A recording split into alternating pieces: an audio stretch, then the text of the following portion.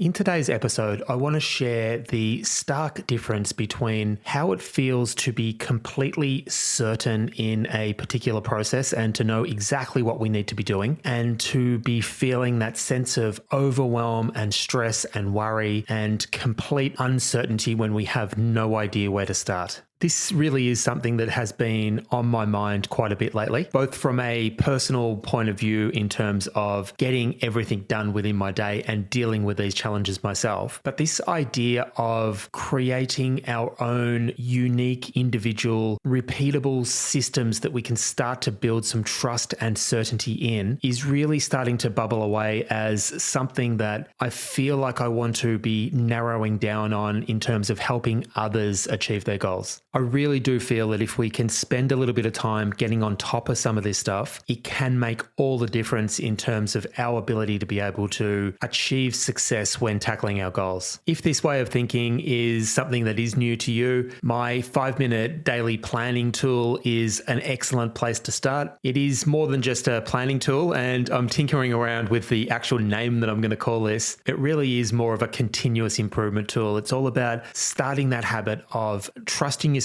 with the plans you make, giving yourself permission to follow through and take action throughout the day, and build a healthy, reflective habit that can help you to start to build forward momentum, pull the lessons out of each day, and start to have each day become better than the previous day. So if this sounds interesting to you, all you have to do is let me know. You can shoot me a messenger request. I'll leave a link below in the show notes, and I will shoot it straight through, no strings attached. Hello, and welcome back to the From Zero to Marketing Hero podcast. My name is Paul Heron. I'm a life coach and entrepreneur who transitioned from the uncertainty of not knowing how I was going to make my escape from the corporate world through all the ups and downs of creating and setting up a business over the last 5 years, and now successfully running my own coaching business. This podcast is my latest effort to ensure that I continue to push myself out of my comfort zone.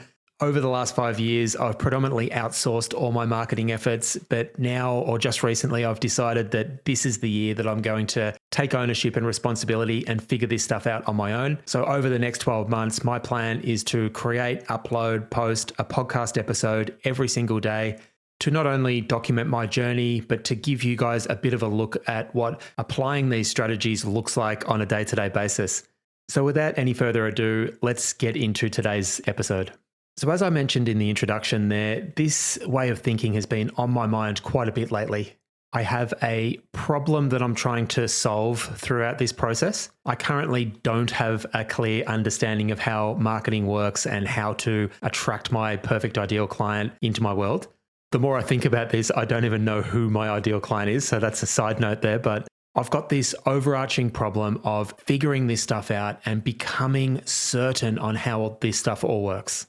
And right now I'm at the start of my journey. I'm facing forward. I can see the target off in the distance. And my job is to start tipping away at solving the smaller problems that are going to accumulate over time and help create that certainty I'm looking for. And at its simplest level, I think that sums up what we're looking to achieve when we're tackling any problem. We're on one side, unsure how something works. We have a dream or goal or a vision to be on the other side with a high level of understanding or certainty about how it works. And we need to figure out how we're going to bridge that gap.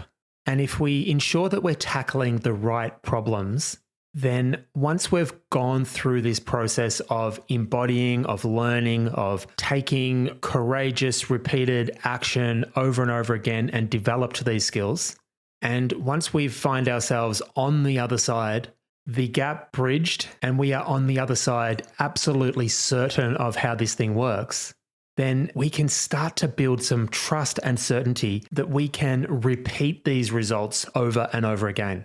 And this is exactly what has been on my mind pretty much for the last few weeks. And as I alluded to, may well be the thing that I start to really narrow down on in terms of the offer that I want to market my services towards.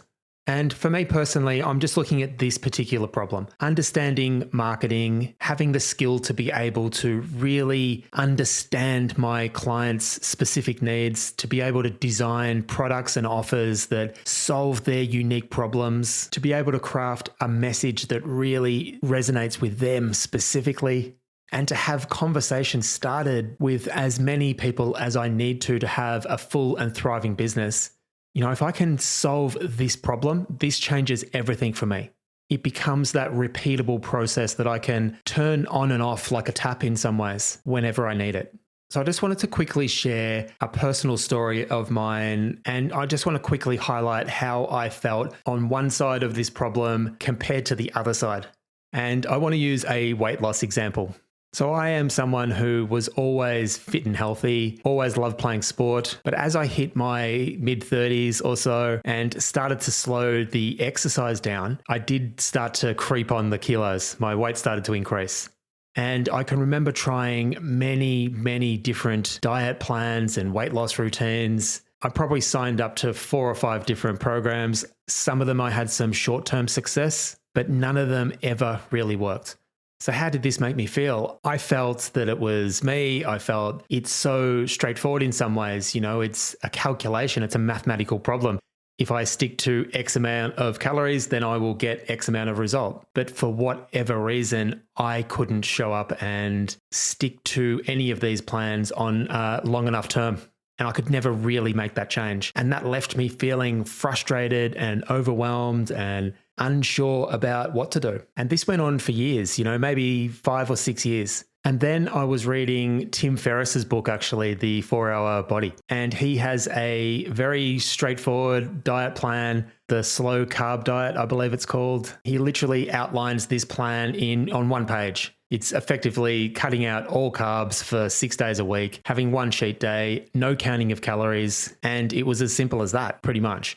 So I thought I would give it a go. And I'm not sure whether it was the right thing at the right time, but I managed to stick to this thing for 4 months or so. I lost 15 kilos and got down to the weight that I wanted to be. I had finally found the recipe or the plan that worked specifically for me. I think in hindsight, it was the constant needing to count calories or measure out portions. It just didn't work for me. But when I tried this, something clicked and it finally did. So how does that example apply to this distinction between uncertainty and being certain? I now have something that I can trust and rely on to come back to whenever I need to. If I find myself on the scales, the numbers starting to tip upwards a little bit after Christmas, for example, I have something that I know that I can rely on that will get me back to where I want to be. I have a higher level of certainty that this works for me.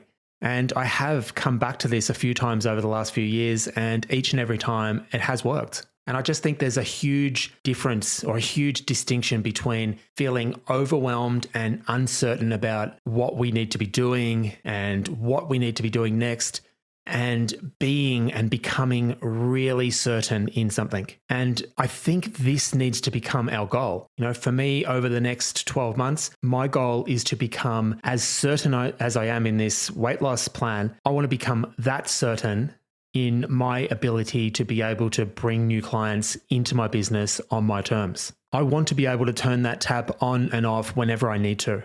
So my goal really is less about marketing, but becoming certain in my own unique recipe for success. So how do we get there? And I guess this comes back to the $1 million question, where do we start? And I think just understanding this, continuing to bring it to the surface, building this element of certainty into our goal setting and ensuring that we do have one eye on that as the thing we're wanting to create. And just getting started. This isn't about information. It's about embodying this stuff and figuring out what is going to work for us. It's about taking action and being bold and courageous about stepping out of the comfort zone and putting in the practice, doing the thing we're scared of over and over again until it becomes comfortable and we become certain. And we don't know how long it's going to take. We don't know the exact route. We can pivot and update as we go. But the more times we take action, the closer we get. So I might leave it there for today. I hope you've got some value into my insights today. It's been great for me just to get this stuff out and to create some perspective around what it is that I'm looking for. I'd love to know your thoughts and comments. What is it that you would love to become certain of? What's your goal?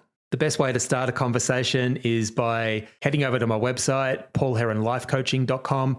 There's a couple of different ways you can reach out there. If you think you've got some value to add to the podcast, I've been a little bit slack over the last month or so. I've got into the rhythm of doing these solo shows, but I'm really keen to start interviewing and starting to tease out some of the things that you guys have been able to master and get your heads around. So if you think you've got value to add, please reach out and let me know. I'd love to make contact and have you on the show. As I mentioned at the start of this, if this continuous improvement mindset is something that's new to you, my 5-minute planning continuous improvement tool might be exactly what you need. Again, just reach out and it's all yours. Just let me know and I will send it straight through.